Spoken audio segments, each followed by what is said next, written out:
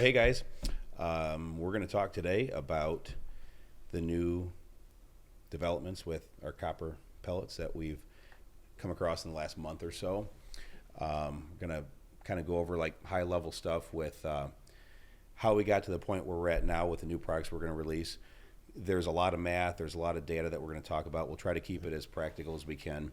Apologies up front if we do get deep in the weeds, but it's where we've been living the last, 45 days or so. So one of the things, we're really excited about what we did. It kind of happened on accident of sorts, Steve, you think? Accidental? Accidental probably is not the word I use. There's a lot of hard work that went into that accident. There's no doubt about it. So before we get too far, we got Steve Greavy from the shop, and then one of my good buddies, Mike Clements.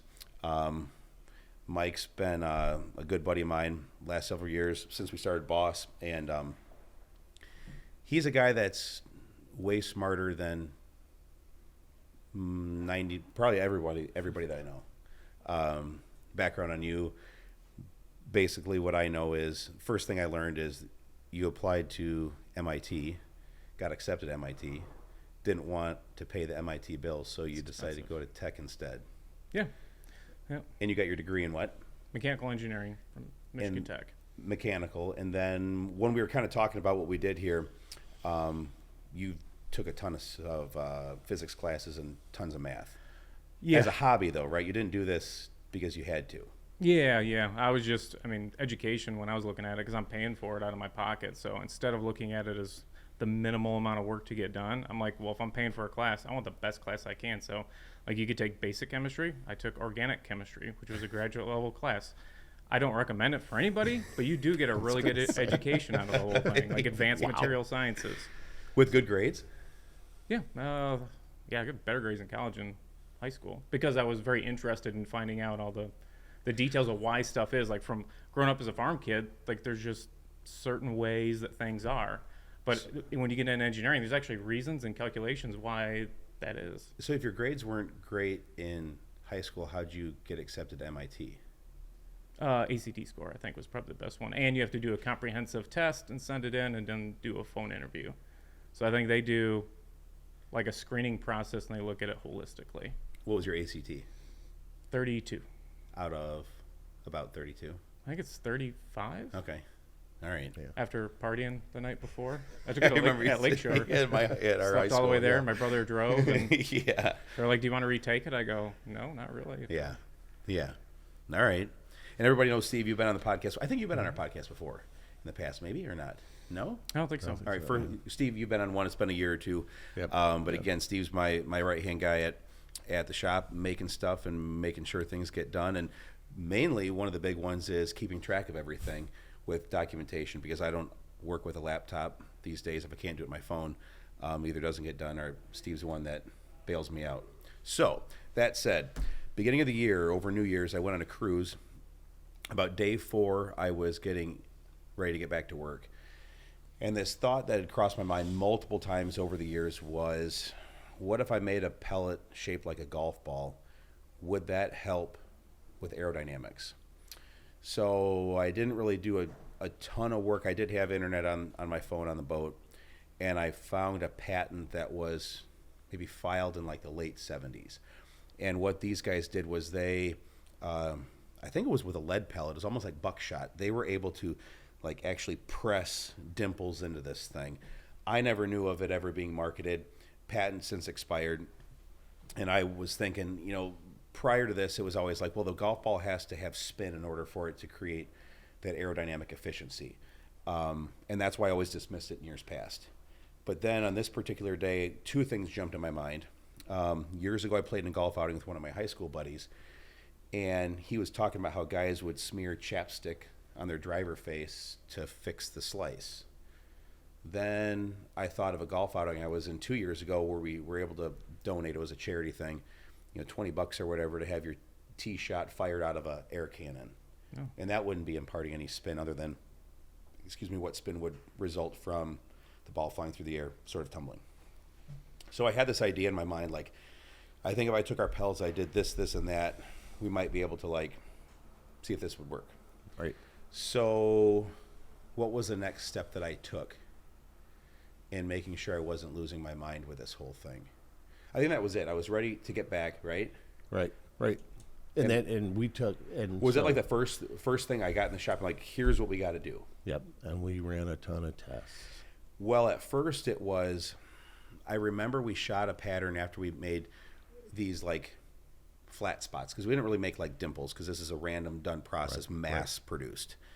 And we saw like this pattern at that time. It went from like mid 70s to upper 80s. Yeah. We're like, let's make sure we're not like seeing things, or this isn't an aberration or something weird. So we did it again and again and again. And then we're like, this really might be something. So I took a deep dive on the internet and started scouring things to see if anyone had done this before. And outside of those people in the 1970s, no one had ever done anything altering surface finish, this and that. So I started using AI, doing some more searching, and like took this deep dive into drag coefficients and Reynolds numbers and this and this and that. Oh, I remember one thing that we did. Ultimately, I got to the point where I was realizing that maybe what we were seeing in the field, testing at least, really wasn't that far off base. So one of the things we did do to make sure, because we realized this before, when we took like a piece of cut wire and we would shoot it at a pattern board, it would pattern really, really tight. But when we would shoot ballistic gel, it bled energy like crazy. Yeah. Right.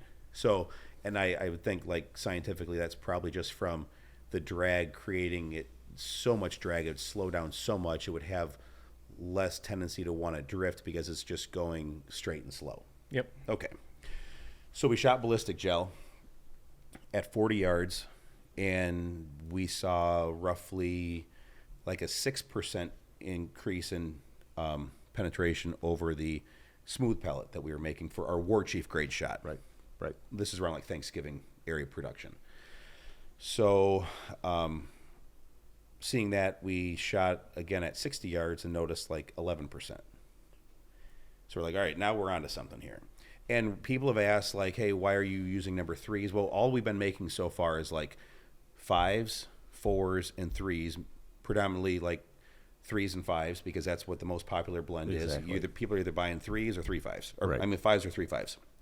So it just happened to be what we were producing that day when we discovered all this stuff. So that became like our test bed moving forward. And everything is scalable that we've been able to do with other shot pellets. So then it came down to like trying to break this thing. And the more we played with it, the more we refined it, and the better the patterns got, to a point of like filing a patent. So we got that filed, a provisional. So we got a year to finish proving that out. But essentially what we're doing, or what I figured we did, and now I'm going to confirm with you, is we're creating a boundary layer of air. And it's not crazy. It's not, we're not saying we're getting effects of a golf ball, because that Reynolds number is like 3 times higher than what we're seeing. So, that was one other thing. I saw on YouTube a video of a guy hitting a drive with a dimpleless golf ball, and it went like 130 yards or 160 yards, every which direction. Yep. And a guy with shooting or a normal golf ball. They both were Pro V1s. One was made with dimples, one without. So it was the same. 300 yards with Pro V1 with dimples, 160 yards or whatever without. Now, we're not seeing that significant of a difference because the drag coefficients on the pellet are significantly higher, mainly due to the smaller diameter relative to its mass. Yeah. Right? Okay. Exactly right. Okay. So what we're seeing is just it's a minimal improvement, like with a drag coefficient, but what we're seeing with tighter patterns and deeper pellet penetration is where the true value is. Exactly. Okay. So then what was the next thing we did? So it's we've done so much. All right. So after that, more patterns, and data. Yep. And then ballistics gel data. I mean, so I guess from that point, we could go so many different directions right now, but we could look at how pattern, how pattern density changes versus, a smooth versus a round versus Yep. a Okay. bismuth. We could talk about Yep. depth Well, of penetration. let's get into so Mason will be able to put this up for us when we're talking about it. But one of the first things that this isn't first. This is more like within first. It's been a month or 6 weeks, like within the last couple weeks. Yes. What we always did early on is obviously with bismuth not being available anymore, and I'm not gonna say it's not available. You can still buy it, but with what you're able to find would be roughly 2 or 3 days worth of production. That's it. Nothing more guaranteed, and the prices are still 5 times the cost of where Right. we used to be. right. So So people want bismuth to come back. I did too, but after where we saw copper in the fall, we knew that we were pretty close to being right on par with bismuth, and a lot of people liked it better. When we came out with War Chief, that was a significant improvement, not only because the surface finish was rounder, right? So we thought at the time, but it hit hard. I mean, I got people that tried it. We'll get Jared and Sean on a podcast in the future, but we wanted to be able to make an offset to bismuth.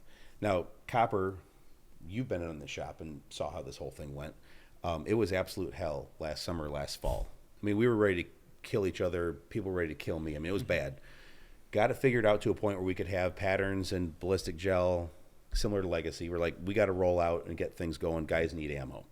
Then we refined the process, and what we wound up doing was making the pellet more round and more smooth. And we saw a significant improvement in patterns and ballistic gel penetration. But knowing where things were, I just wasn't quite happy. And I guess I'm never happy with a lot of stuff, unfortunately, at the shop. But I wanted to make it better. So that's what we did. And when we started testing our bismuth versus the ground copper that we were making with War Chief, compared to our conditioned copper, the results were crazy. Steve, walk us through that. That's our first sheet here. yeah, so you'll get to see this up close and personal, but what we found, our latest and greatest copper shot, as compared to where we started with the smoother copper, we saw an almost 9%, 8.8% increase in the depth of penetration in ballistics gel. And this is from 40 yards. This Right. test is. So then we tested that our latest and greatest copper against bismuth, and saw that we were at almost, we'll call it 5%, a 5% increase. Yeah, 4.98. Yep, Difference between conditioned and bismuth is 5%. 5%. And that's this was velocities at same velocity for everything, 1350. Yep. Okay. This is all 1350. Okay. So yeah. So what we saw was, if you used your bismuth as your benchmark, I mean, we've more than almost doubled the depth of penetration at 1350 Versus War Chief grade shot. versus War Chief Okay. grade shot. Yes. So then Yumi and Tyler were in the back of the shop one afternoon, and he's our production foreman, keeps everything rolling. Right. And the way that it works when we do these like tests and stuff is I'm kind of the idea guy. I come up with stuff. We'll make a shell. Tyler, go shoot this, go pattern it. Tyler will go out, shoot it, count the pellets, draw a circle, count the pellets. Steve gathers the data. And we saw this one test where we compared our Legacy, and historically Legacy has always been like a 70% at 40 yards with a full choke. Yep. Like old school. If you look at full choke ballistics, shotgunning, 70 at 40 with a full is what you want. Yep. And that's where we were satisfied with the performance of Legacy, because that's what bismuth Legacy did. it did. Right. Okay. So we compared the Legacy to this new pellet, and it was like 70 versus like mid 80s with number threes. Right. So I thought, well, definitely this is going to be our War Chief pellet, but why don't we just make it our Legacy pellet too? Because if I can make something better and we can do it for minimal cost over the existing process, why not give my customers more, right? That's kind of what I was thinking. So then it's like, well, where do we get War Chief to fall into this whole thing? Right. And at that time, we had already done experiments with different velocities, and we noticed, obviously, with the gel penetration differences between the smooth and polished shot, and then the higher velocity, lower velocity, there was a 1-to-1 improvement in ballistic gel penetration for the speed increase. And I know like drag increases a square of speed, but where we're at 1350 to 1500, or even a little bit slower to a little bit higher, it's 1-to-1.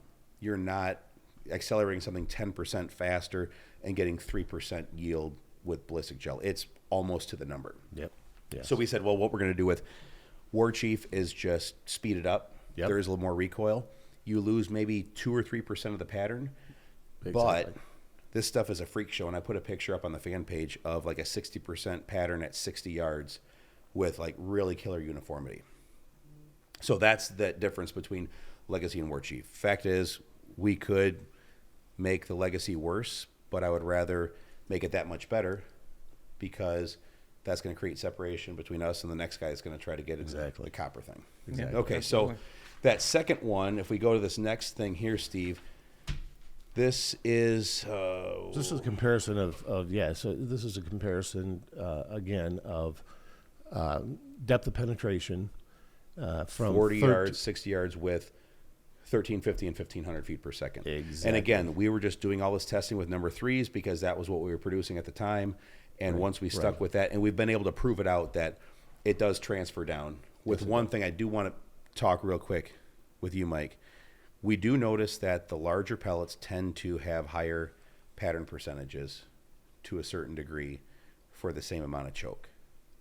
And my theory is that now that we know like Reynolds number, drag coefficient, all that thing, we can talk more about like how that works with the surface turbulence.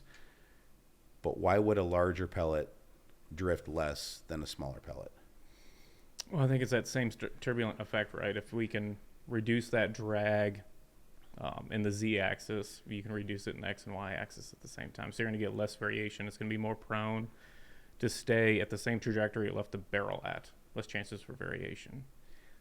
And that larger diameter, given relative to its mass, like a golf ball, right? Because a golf ball is low density. I mean, you're just over 1, but you have a Reynolds number that is 300,000, right? Same thing with a baseball. You're 8 ounces, but the density of that's, they float in water, so it's less than 1. But you have insanely high Reynolds numbers, which give it that low drag coefficient. Low drag, and it's a dense, compared to its environment, it's dense. So it's harder to move it away from where it's already going. So as long as it's got a true path right out of the barrel, which it does, it's just going to stay there. It's less likely to move off. So then, obviously, you said fluid, right? Yep. What we've noticed, we're going to discuss it in a minute, but we see when we correlate the temperature, like air density, altitude, there's a greater separation between the smooth pellet and the conditioned pellet at lower temperatures.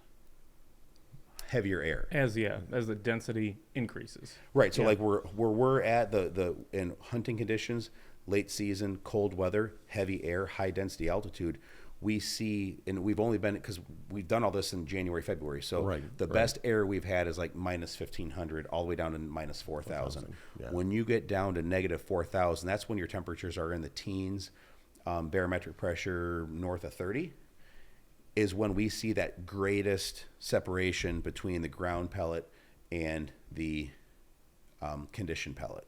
So I would envision in the summertime, we may see an improvement in both, but that gap is going to narrow. And I think we might have even seen that with some of the data that you've collected.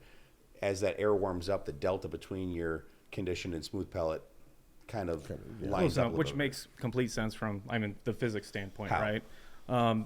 Your air density itself is directly correlated to your drag force. So if your density increases, your drag increases. So if I can reduce my drag, that's going to improve, or if I lower my density, it decreases my drag. If I decrease my drag coefficient, that decreases it, holding everything else constant.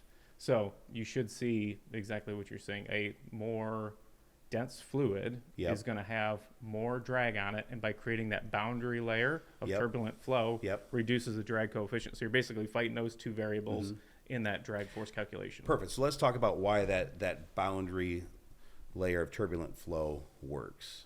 And the way I understand it is like bullets, footballs, airplane wings thrive on laminar flow, where you can get that air in front of the leading edge of the bullet or wing or whatever it is, and you can keep that attached to the surface, and then it will taper off the back of the bullet or the trailing edge of the wing, the way it's shaped aerodynamically to create minimal amount of drag.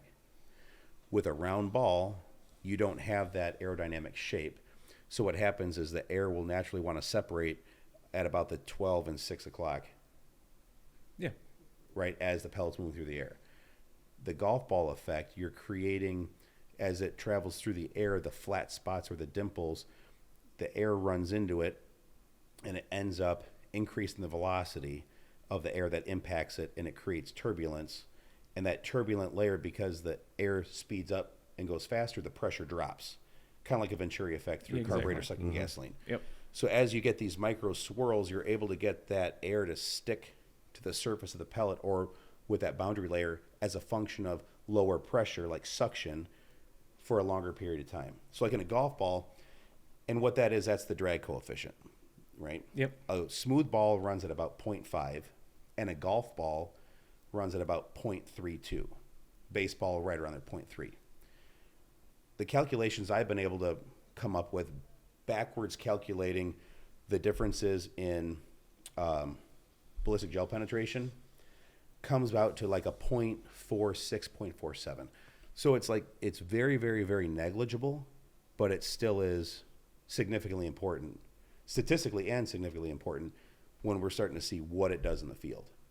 Yeah, well, I think that's the important part about when you're looking at the mathematics behind it, because when you're scaling golf balls, right, we're not doubling or tripling distance. We're not attempting to. We're just trying to get statistically significant improvements in those calculations. So if you start to look at density, right, air density itself around the U.S.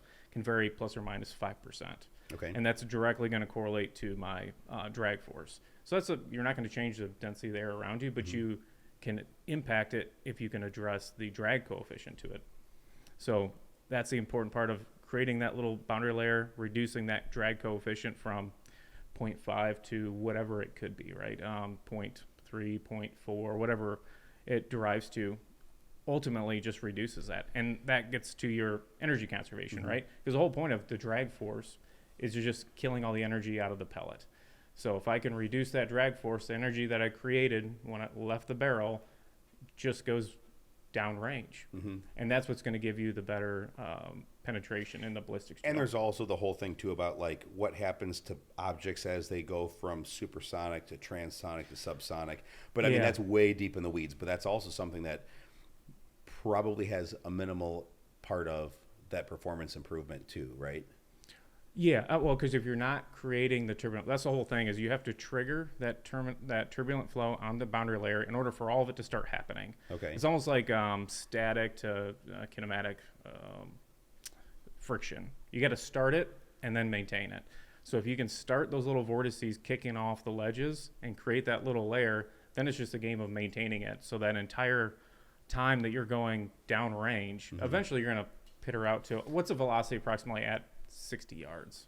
Like 300 feet per second? No, you're 400? still north of that. I do have those numbers somewhere, but I would say you're probably around 500 to 600. So you're probably still in the area where you have some boundary layer effect that's benefiting you. But even if you didn't, right? If you could go 80% to your target with a 10% reduction in drag, that directly goes into your... Well, we still are having that benefit, and that was one of the tests we did early on. We shot 40 and 60 yards with the smooth versus the conditioned pellet. So at 60 yards, at 40 yards, you're about 8%, 8.4% deeper with a conditioned pellet. And then at 60 yards, you're 11%. So one of two things is happening. Either that smooth pellet, the drag is just killing it, or you're having that boundary layer still formed, or a combination of both. Well, I mean, it's definitely both. You probably are carrying a boundary layer. We don't really know for sure, but seeing the difference in testing tells you that you are having it, whether it's the whole way or 99% of the way or halfway.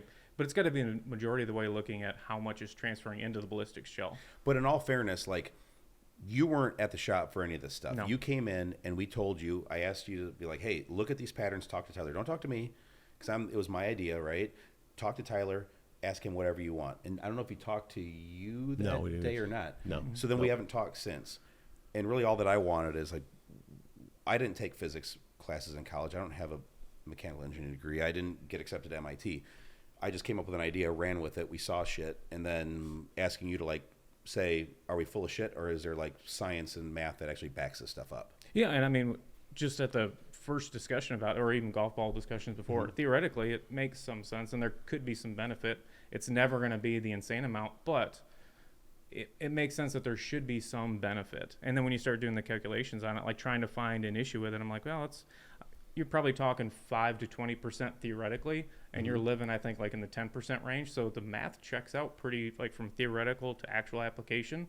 Yeah, it all makes a lot of sense. And then there's other items like spin factors that I was worried about of getting off course, but we're not seeing any of that. And the math, the amount of rotation you have to have is so high anyway, but it's definitely feasible. So then tell me, all right, boil this down. You do more hunting than I do. You travel way more to kill birds than I do. Seeing what you've seen, knowing the math behind it, what is this going to do for the guy that's going to shoot this stuff over bismuth? Over bismuth. Mm-hmm. I mean, my intent of it was to try to, I wanted to see a or product. under bismuth, over or under.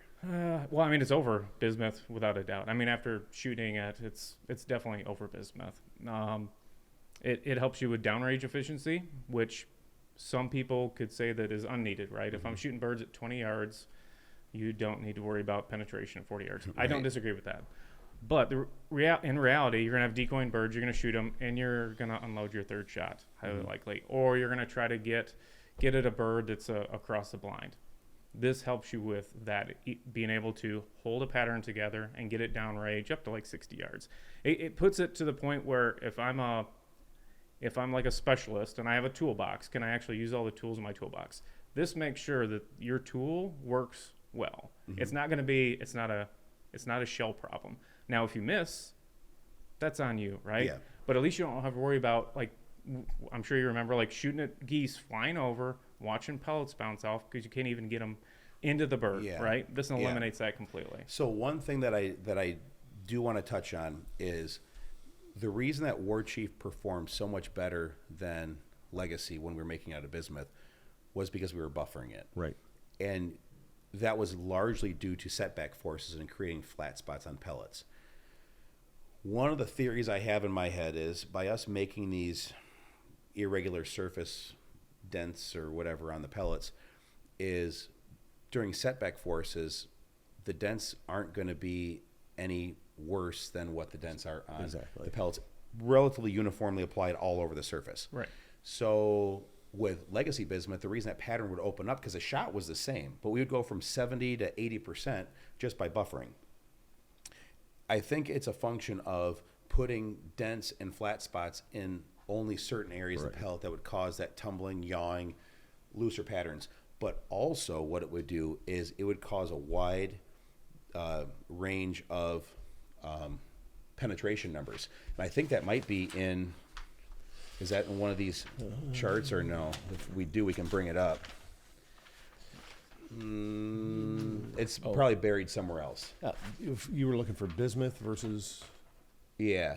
No, here we go. It is. It's back on Exhibit 1, so we can bring that back up. If you look at the following data is collected compared to depth penetration. So if you look at the Legacy bismuth that we counted more pellets than we did with copper and conditioned copper, but you're ranging anywhere. If you look here, we had one pellet strike and only go 2.5 inches, and then we had some go 4.5 on the high side. Whereas when you're looking at the copper, ground copper, you're 3 3/4 with a high of 4.2. But then when you look at the conditioned copper, nothing is under 3, and nothing is, well, you did have one significantly, flyer at 4.6, but the rest of them are all 4.1, 4.2, 4.3. same velocity, same pellet size, same everything. Yep.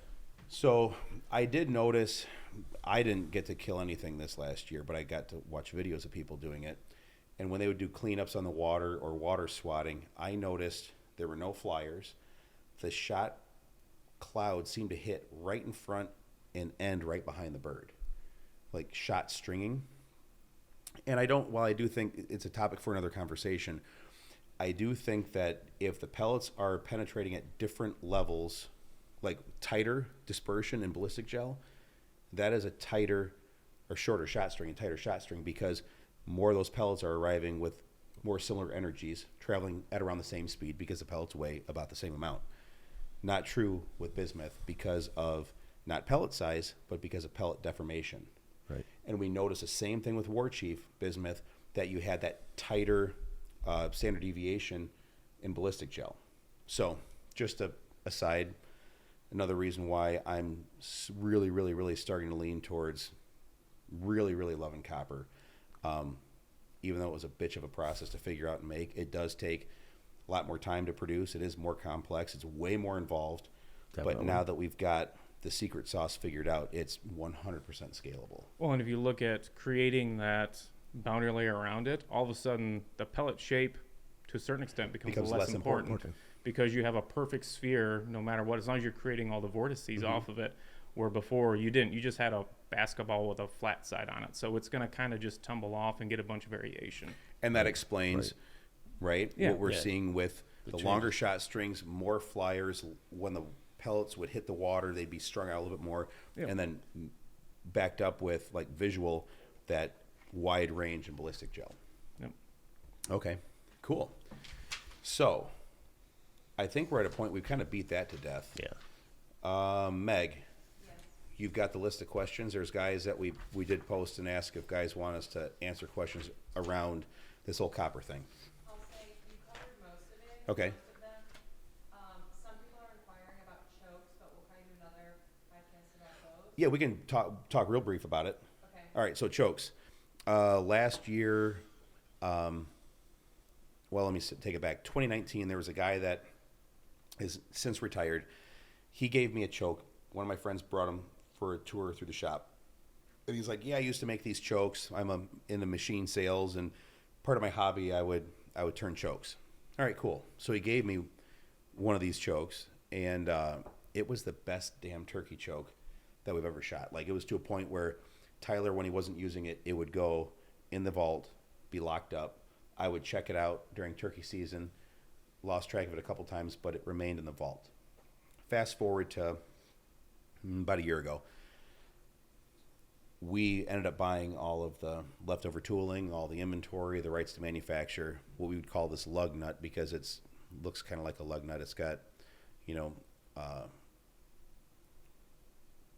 set up like you can put an impact on it if your choke gets stuck in your gun or whatever, Plus, it looks cool.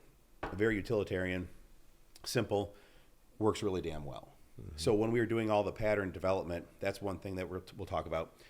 We always engineered all of our stuff to work with fixed or factory chokes and fixed choke guns. Right. We started with factory full chokes. Then we went to War Chief and did a bunch of testing with War Chief. Numbers are consistently pattern densities, maybe 2 or 3% less, maybe up to 5. Again, depends on the weather. I was going to say, yeah. But our first version, I just took one with my Benelli Mobile, which is like the poorest performing choke because it's short, tight barrel, and we were able to beat those numbers of War Chief. So we're going to end up producing these in the very near future and just make it a product offering that's optimized for what we're producing. And we'll have them in different constrictions too, but most guys are going to want to have the one that's going to have the longest range. And I know we're talking long range, tight patterns, but it's easy to open up the choke, open up the pattern, than it is to take a bad shell and get it to shoot tight. Right. So while we're talking high 80% patterns, it doesn't have to be that way. You can certainly loosen your choke and fill that pattern out and have better uniform density with the way we're going to engineer the parallel sections in these things. So again, like a Corvette can go 200 miles an hour. right? It's designed to do that. We can also go 45 miles an hour down the highway. You can't do that with a Nissan Altima. Right. Just not going to happen. Might do it once, but that's about it. Next question. Next, back to the new copper finishing Mm-hmm. thing. What is the likelihood, it's a two-part question. Yes. What's the likelihood of us showing people how we do it?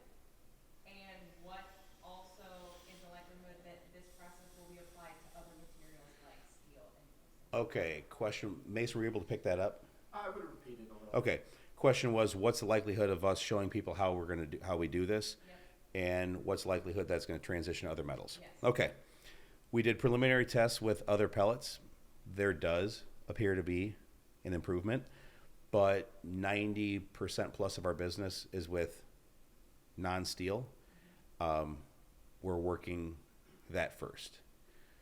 The likelihood of us showing this process is slim to none, and Slim just left town. I can't see a world in which we're going to...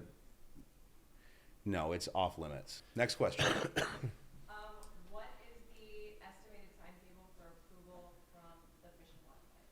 Steve, we, we've had interesting dialogue with the great folks at the Fish and Wildlife. yes, yes. And all kidding aside, like, they are really good people.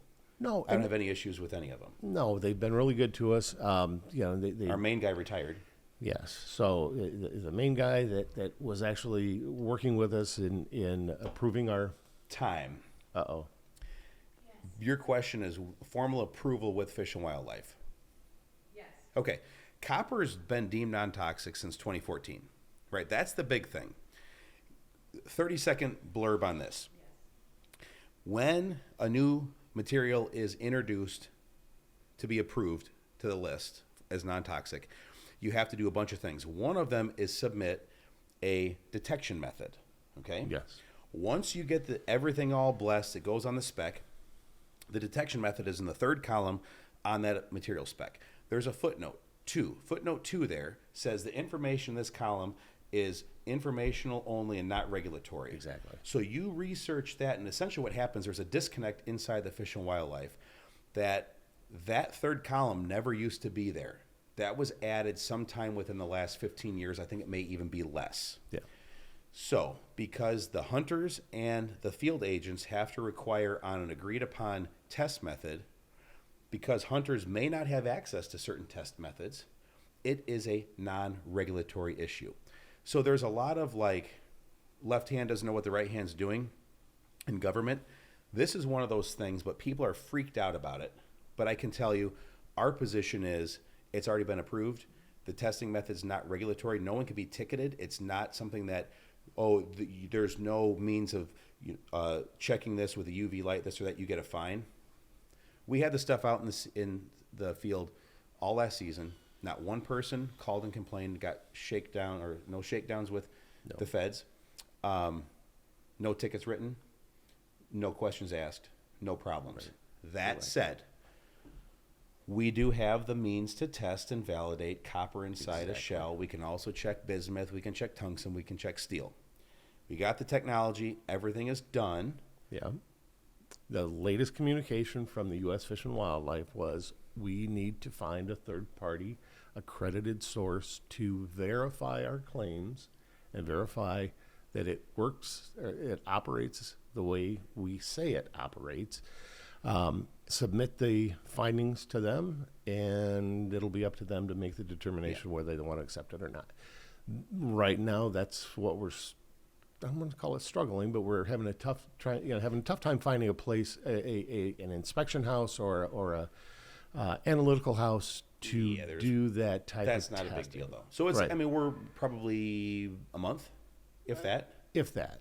Yeah, we're close. And then however long it takes for the The- feds to be able to do whatever they want to do. But I don't even know how they're going to handle that, because they told us early on you don't need to submit a new material because copper's already been deemed non-toxic. Exactly. So they said originally you need to give us a certified device. We're like, time out, no one else has to be held to that standard. Why do we? Then it became we'll send us the device, we'll check it. There were some things that they didn't like. We made some improvements, sent it back. It sat on the guy's desk, and then he's like, "Oh, guys, I'm retiring at the end of the year. Exactly. Here's all your shit back." Yep. And then we sent more inquiries, and just in the last couple of weeks, it's have a third party, give Send us us the its data. blessing, Right. give us the information. Exactly. Simple. I'm not worried about it. Next question. I think we've covered it. I think there's a couple that are just the speed in which we move and innovate and launch new things. Mhm. There seems to be some confusion on, I think customers they want to be told what to shoot. So if we went from Bismuth, Legacy, and Warchief, Mm-hmm. that went away. Now we've got Copper, Legacy, and Warchief. What's the formula that they should use to figure out what shell to shoot with the new material? All right. So, question is, with the speed that we've developed copper, there's confusion or perceived confusion. What should guys shoot, Legacy versus Warchief? Okay, boil it down. Legacy is getting a boost in performance. So if you shot copper prior this year, you're going to see a performance increase. What you're going to see is more energy. You're going to see tighter patterns. So more energy is never a bad thing. I would recommend sticking with the same shot size, maybe loosening the choke, right? Warchief, you're going to see more energy over Copper Warchief that people saw for Black Friday release. Right. And you should see more energy than Bismuth Warchief. Shoot the same choke. Because we're chasing the same pattern percentages. Right. One thing is, though, at longer distance, we are able to hold the pattern together longer with copper than we ever were with Bismuth, whether it was in Warchief, Legacy, whatever. It Exactly. just is that way. People will notice that Warchief payload is reduced a little bit because we're moving it faster, and that's just a function of powders that we have available to us at the moment that we can scale and mass produce this stuff. I want to add more, but for guys that were shooting the 1.5 ounce Warchiefs last year or years prior, there's nothing wrong with the 1.25 ounce. Right now it's 1,500, but I want to go back to see how much faster can I move it without picking up significant recoil while holding the pattern together to get even more energy. So I'm a hard guy to satisfy, but I want to keep on making things better. But I understand that it's at a point where I create confusion because we do move too fast. But it was all for the right reason, I believe. Right. So I just want to make better and better and better for everybody. That's it. No more questions. Any more closing thoughts? What do we have? We have covered a lot of ground today, I think. I'm going to leave it Yeah. there. Yep. Mike? Pronounce the name of the oil. Oh, Wasserschlucken? Someone asked about that? All right, so that's kind of a joke. Here's the background on that. Tyler, his father-in-law, is a machinist, and there was an old guy that used to run around the factory whenever needed grease, oil, or whatever. He'd call it Wasserschlucken. So Tyler, this is going back like in August. I'm pulling my hair out. We can't make good copper. It's not a good idea. Like I'm just living in hell. And Tyler's always got a way of making things light. So we were inhibiting a batch that we finally got to run well, like our first batch, and we put inhibitor on it, but he didn't know what it was called. So we said, "Hey, is it time to add the Wasserschlucken?" And I said, "What did you just say?" So it kind of took on a thing of its own. Okay. And then my son is a dealer for Klotz lubricants. I talked to the guys at Klotz. I love them. I use them in all my two-stroke stuff, snowmobiles, all that. And I said, "Hey, can you guys make a gun oil for us?" They're like, "Yeah, no problem." So we decided, we've done stuff like the pull tabs, and now we're going to bottle up little gun oil. I got a buddy that's in the glue business. He gave us a pile of CA bottles. Yep. So they got a screw top, so it's not going to leak. It's formulated for super, super cold weather. It does have some solvent in it, so it does have like a CLP nature, so you can clean, and it will leave the oil film. I believe you shot it late season. Yeah, late season in Michigan, which was super cold, and then actually in Kansas when that cold spell went through, like the truck said, it was -22. Yeah. And it ran great. And backstory to it, the base formulation for this oil lives in snowmobiles. So the base feed, what you know more about it being in the oil business than I do, but like one of the main things is it handles cold weather injection systems, right? So you got to have two-stroke, and you get good coating and lubrication from the two-stroke oils. So Yep. yeah, that's where it starts its life at, and then they do whatever they have to do, and we're going to start tossing it in. Guys can have it, throw it in your blind bag, because that's one thing that I never carry. So now we will. Is that it? All right, guys. All right. Moving Awesome. on. We'll have Thanks. another one coming up soon. See you.